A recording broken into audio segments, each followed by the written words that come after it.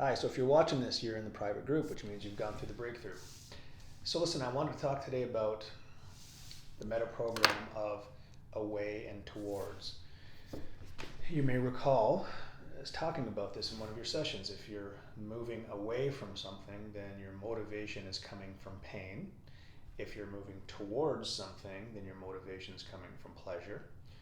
Everybody is motivated differently, and it's context specific. So you're not always motivated by pain, and you're not always motivated by pleasure. It's going to depend on what the situation is. But people tend to have a preference. They tend to be one way or the other. So I just had a client just leave the office, and this is a client who's wanted to get over some pretty debilitating anxiety and panic attacks. And I asked him some questions. So I'm just going to read you the questions I asked, or the answers he gave me. I asked him what he wants, okay? Why do I do this? I do this because I want to figure out if he's moving away from something or if he's moving towards something. And what he said was, I want to get rid of my anxiety. So is that a towards or is that an away? He wants to get rid of his anxiety. In order for him to get rid of his anxiety, he has to focus on the anxiety. Remember, and I may have phrased it differently for different people, but I always ask the question that sounds something like this.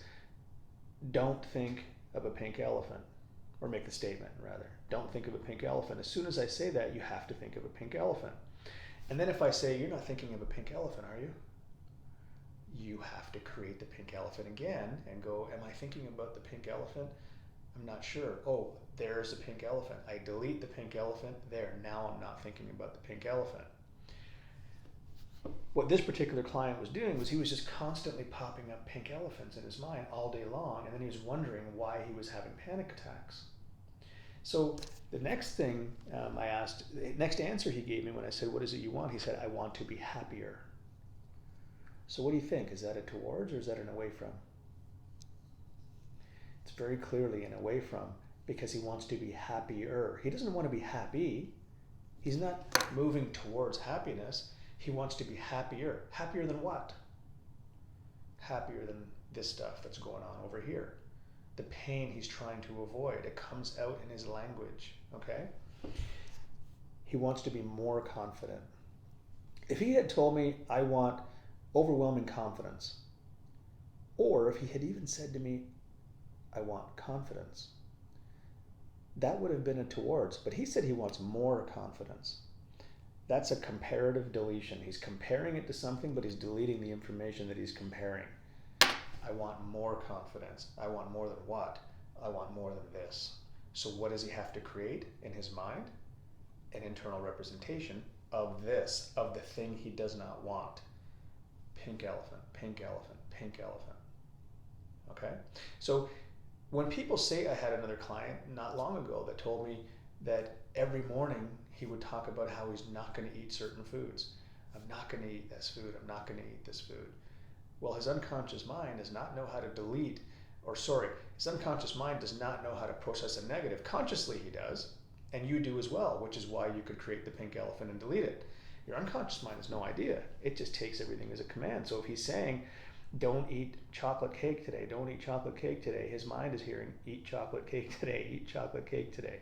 His unconscious mind, rather. And because your conscious mind gets direction from your unconscious mind, guess what kind of results you're going to get? Okay? So what I do with my clients, and I did it with all of you if you're watching this video, is I help you move this direction so that you're fixated on what it is that you want. If you're fixated on what you want, then you're just going to produce internal representations that are going to cause you to create certain meanings, and then your behavior flows from those meanings.